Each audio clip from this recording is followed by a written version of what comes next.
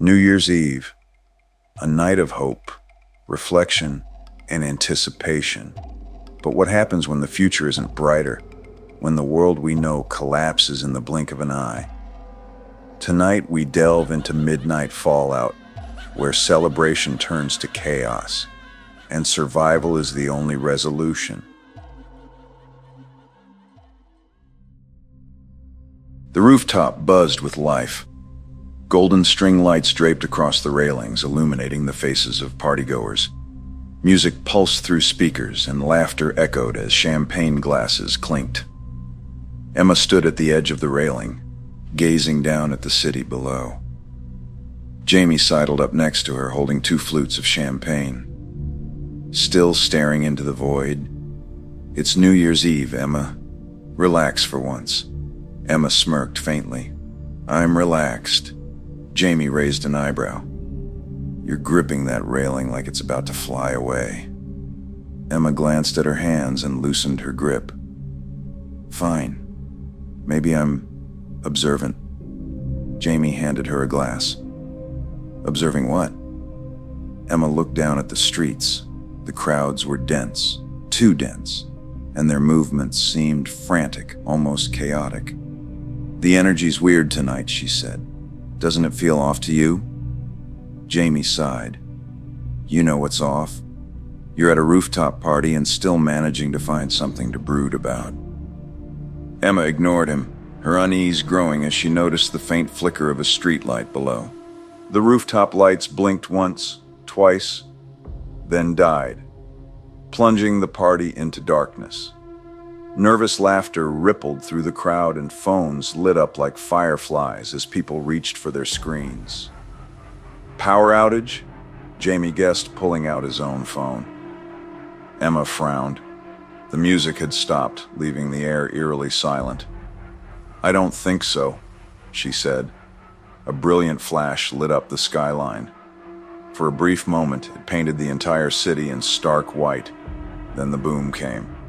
A deafening, bone-rattling explosion that sent glasses toppling from tables. Screams erupted as a plume of smoke rose into the sky. Emma grabbed Jamie's arm, her heart hammering in her chest. "We need to leave.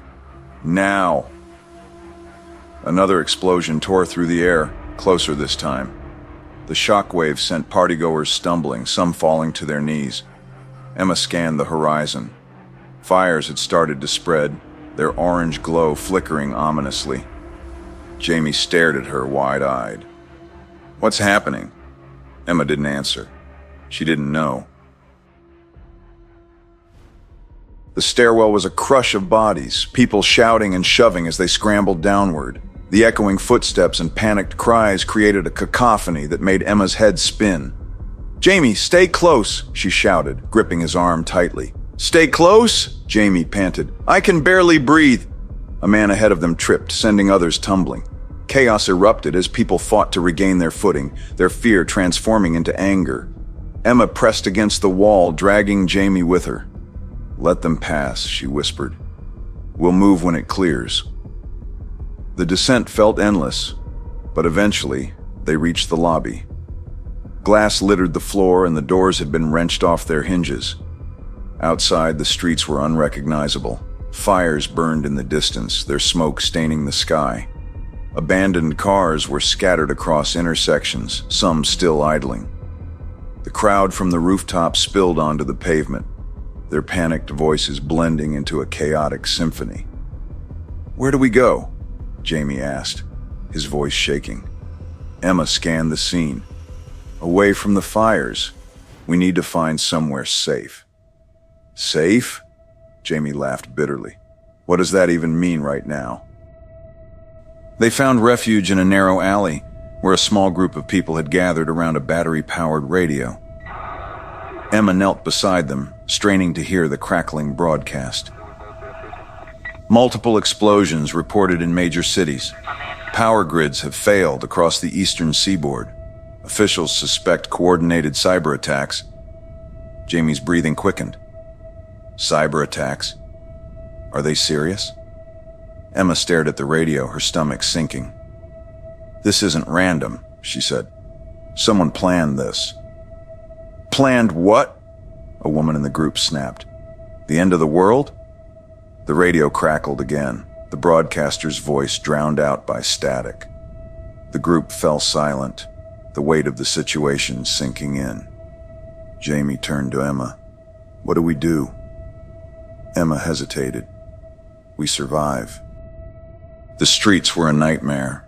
Fires illuminated the darkened city, casting eerie shadows on the broken buildings. Looters darted in and out of stores, their laughter echoing like gunfire. The air was thick with smoke and fear. Emma and Jamie moved cautiously, keeping to the shadows. They passed an overturned car, its interior dark and silent. Blood smeared the driver's seat, but there was no sign of the occupant. Emma, Jamie whispered. What if this is everywhere? What if there's nothing left? Emma tightened her grip on her bag. Don't think like that. We'll find somewhere safe. But what if we don't? Emma didn't respond. The streets were filled with screams and shouts, but there was no answer to Jamie's question. In a looted convenience store, Emma and Jamie grabbed supplies, bottled water, canned food, and a flashlight. As they prepared to leave, a young woman stumbled in, clutching her side. Blood seeped through her jacket, staining her shirt. Please, she gasped. Help me. Jamie backed away. Emma, we don't know her. She could be dangerous. Emma glared at him. She's hurt. She could be bait, Jamie hissed. What if someone's waiting outside? The woman collapsed, her breathing shallow. Emma knelt beside her, rummaging through her bag for the first aid kit. Jamie sighed, his hands trembling. If this gets us killed... Emma didn't look up. It won't.